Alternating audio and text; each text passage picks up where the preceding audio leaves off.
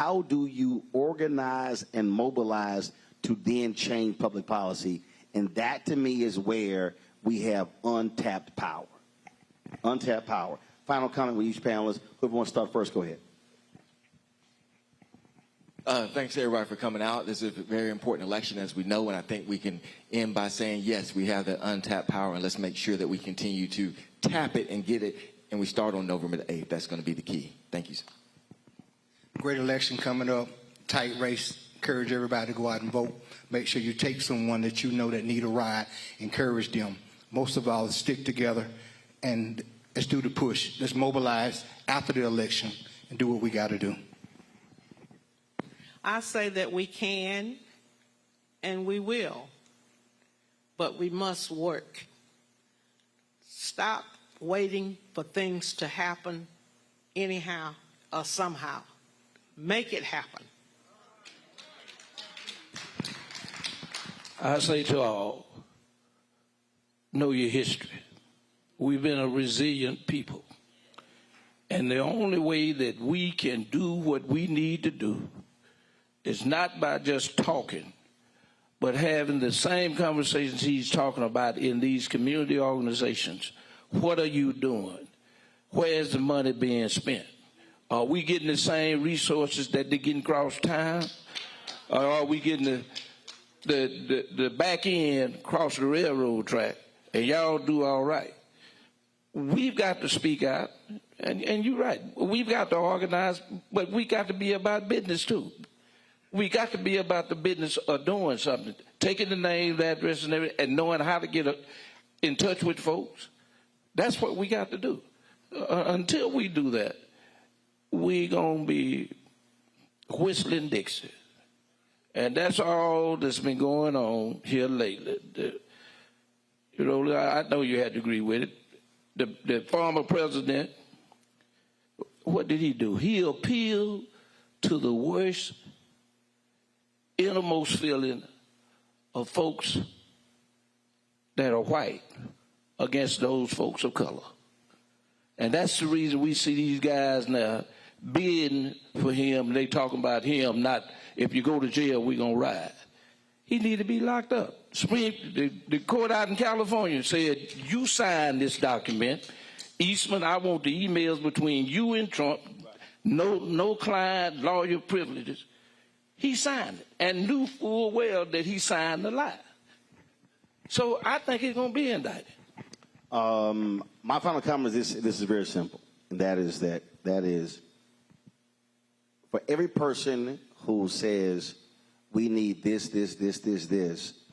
and who doesn't do anything to get this, all you're doing is wasting your breath.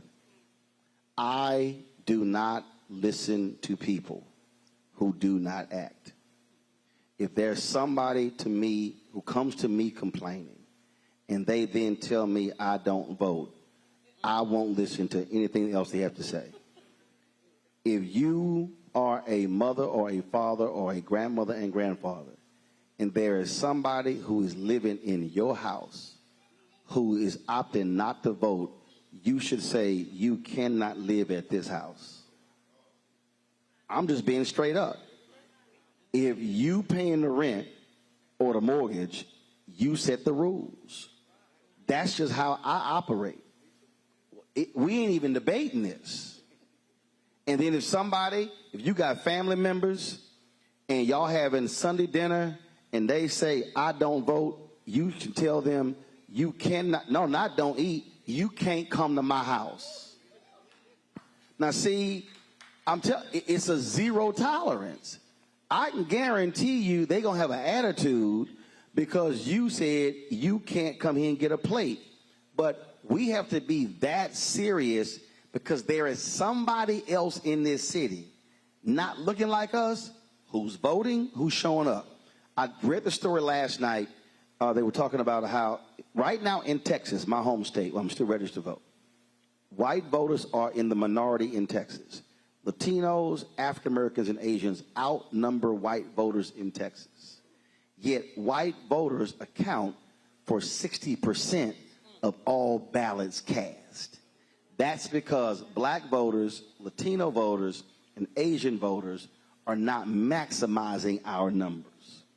And so if you look at voting in Georgia, I can guarantee you, if you go pull the research, I can guarantee you that black voters in this city are not voting at 70, 75% of their numbers.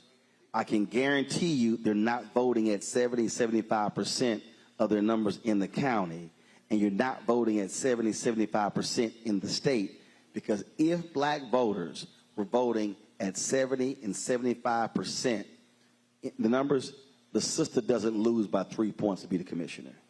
Stacey Abrams doesn't lose by 30,000 votes.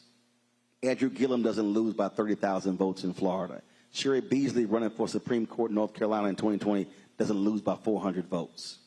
And so the reality is, if we're complaining that somebody lost, if you look at our numbers and our numbers are not 70, 75, we can't blame nobody on that except us. And that's how we have to challenge one another on this very issue.